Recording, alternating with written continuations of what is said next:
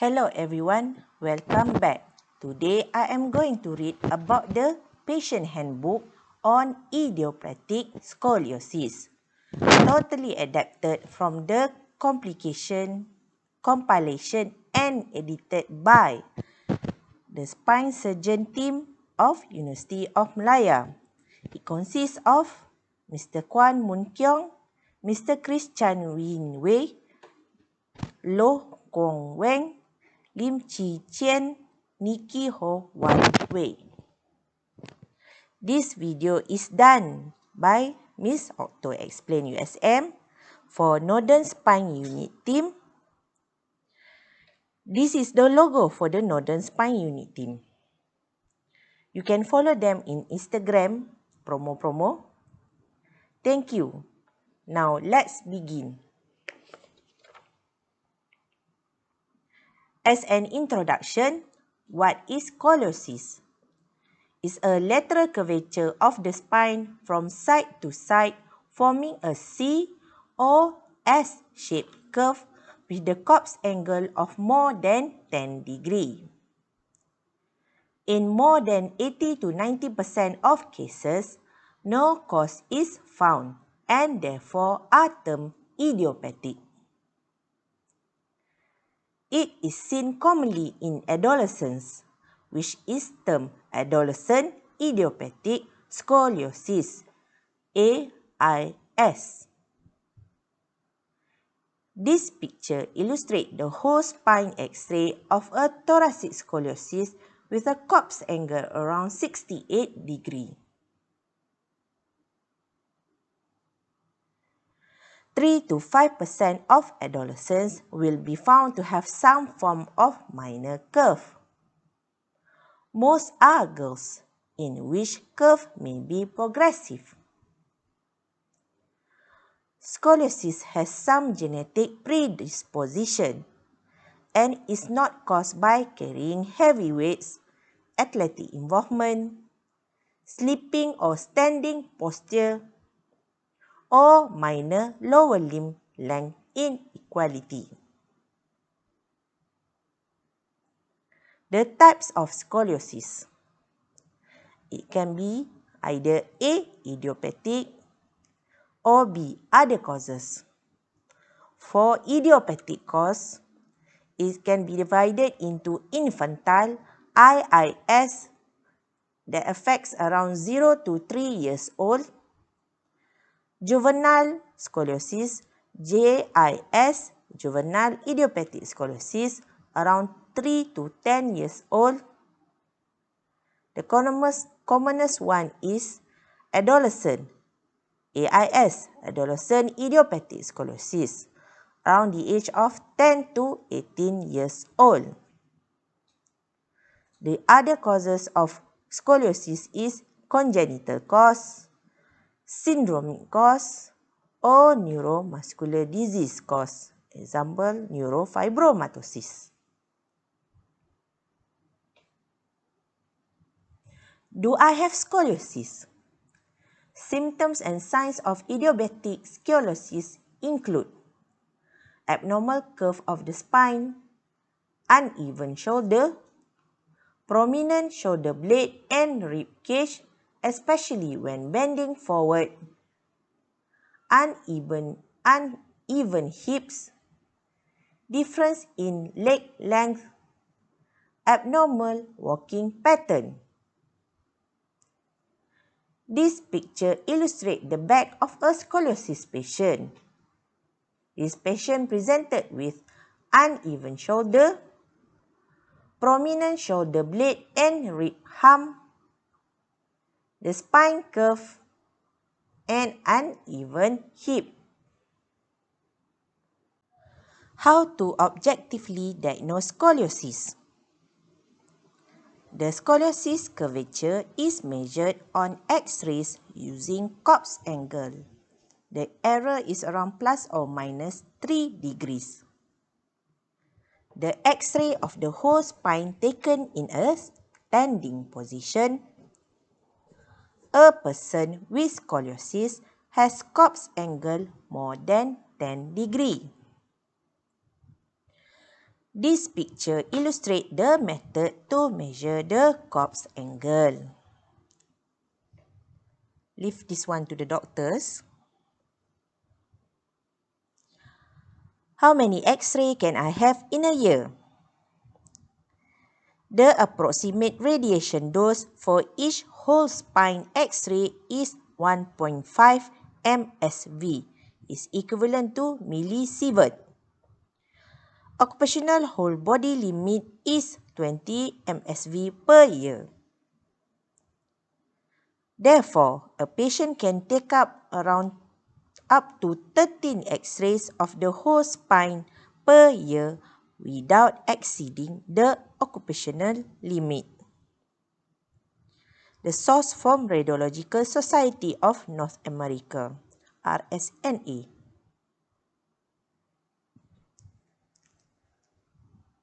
Treatment option. It depends on the Cobb's angle, around 10 to 20 degree, observation with follow-up.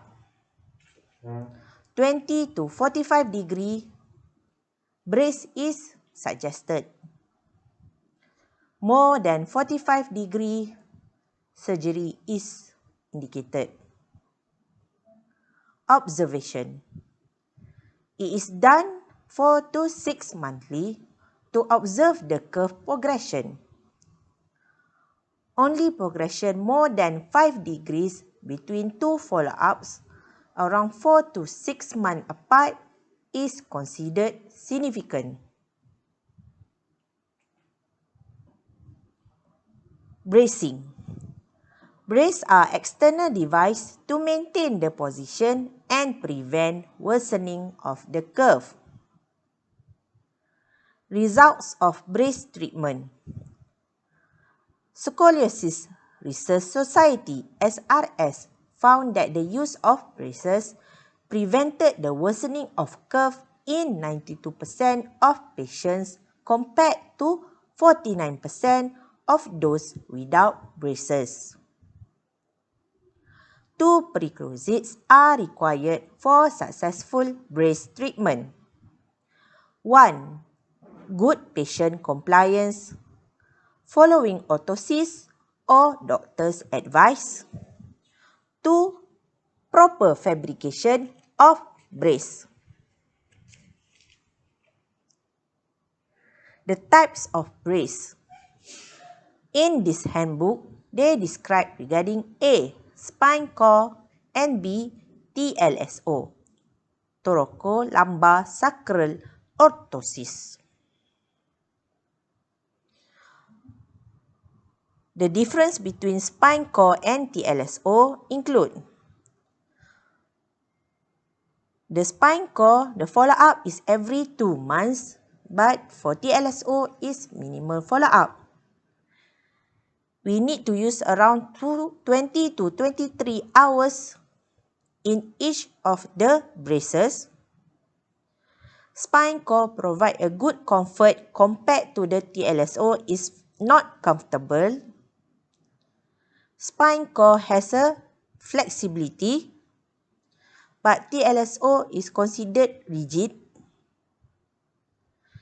In spine core follow-up, the first visit will take around 3 X-ray, then 2 X-ray every 6 months. It's almost the same with thoracolumbar sacral orthosis, TLSO. The first picture shows regarding the spine core brace. The flexibility of the brace is the key point for this brace. The second picture illustrates the thoracolumbar sacral orthosis, TLSO. There is no flexibility in this brace. Okay, everyone?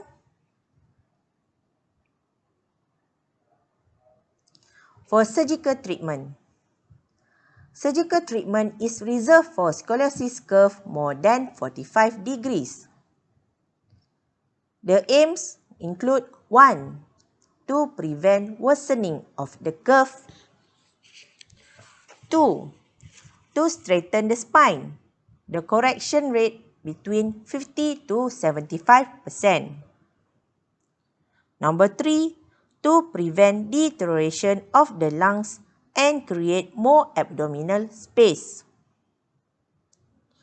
Number 4, a better cosmesis. This figure illustrates the back of a female girl before undergoing the corrective spine surgery and after corrective spine surgery.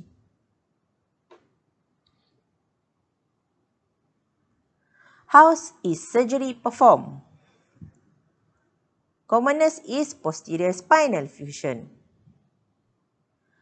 Multiple pedicle screws are inserted into the spine from the back and are connected by rods to straighten the spine. The surfaces of the bones are rod and bone graft from the patient bone are laid on it. The initial spine stability is provided by screws and rods. But as soon as the patient bone grows, it will be strong enough to maintain the spine in a straight position. This figure illustrates the pre-operative X-ray and post-operative X-ray who has Cobb angles of 41 degree at the cervical thoracic region, 98 degree at the thoracic region, and 69 degree at the thoracolumbar region. The post-correction Cobb's angle are 14 degree, 19 degree, and 2 degree. Excellent.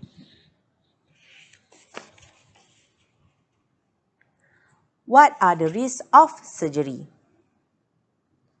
The overall complication rate, the major and minor, is approximately 5%.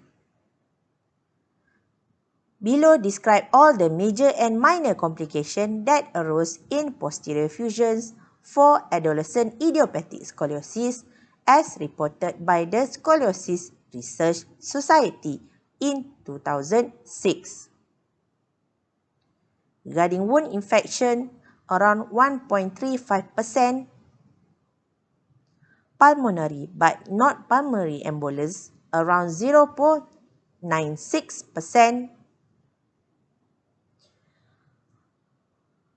implant-related infection, 0.64%, neurological complication, 0.32%, dural tear, around 0.18%, non-fatal bleed, around 0.14%, deep vein thrombosis, 0.05%, pulmonary embolus, around 0.02%, and blood loss, fatal blood loss, and fatal air embolus, around 0.02% in a number of patients around 4,369. From this data, I can conclude that the overall complications in surgery is less than 5%. So what happens if you do not undergo surgery? The most important is there will be an increase of risk of developing a larger curve leading to loss of body balance. Generally, there are 3 different groups of curve progression. A. Immature or pre-pubertal patient before the first menses or period. The curve will progress very aggressively. B. In immature or post-pubertal patient after first menses or period. The progression is approximately 5 to 10 degrees over a year.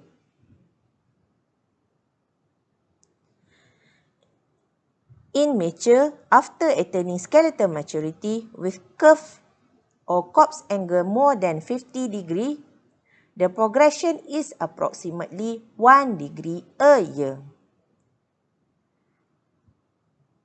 When the curve reaches 100 degree or more, the risk of lung or heart failure is higher, which may lead to death at an earlier age.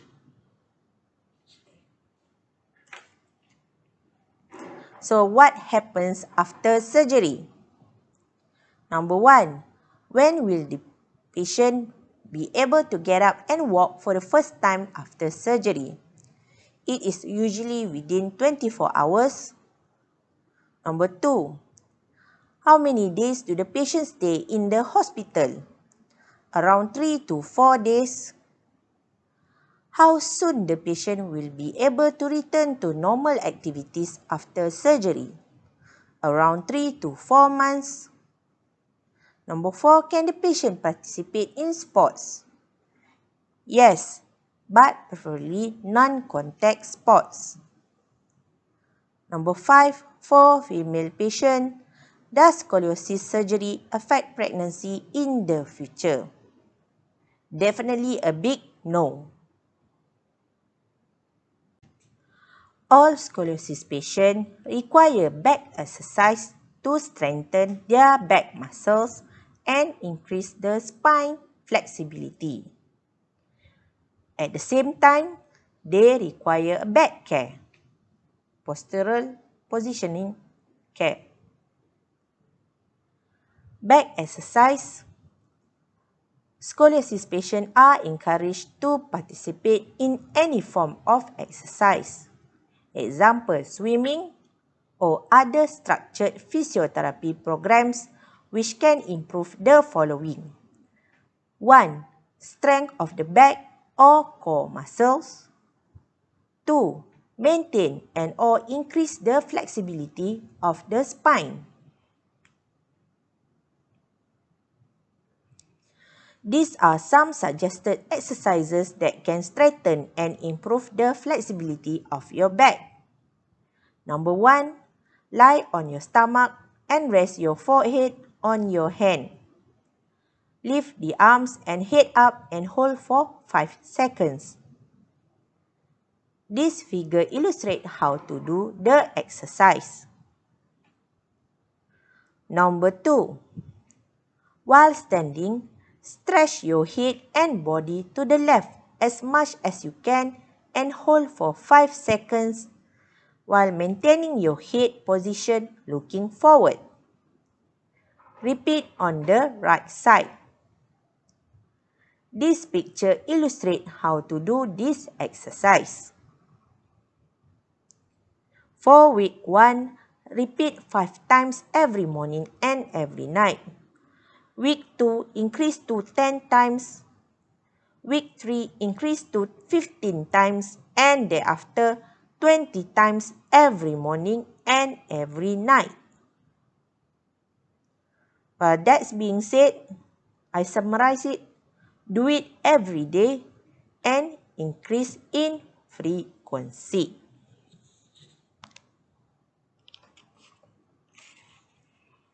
Regarding back care or postural training. This figure illustrates the correct on and incorrect positioning during A. Getting up from a chair. B. Working in a standing position. C. While driving. D. While lying down. E. Getting up from a lying position. F. Carrying heavy objects. G. Picking up objects. H.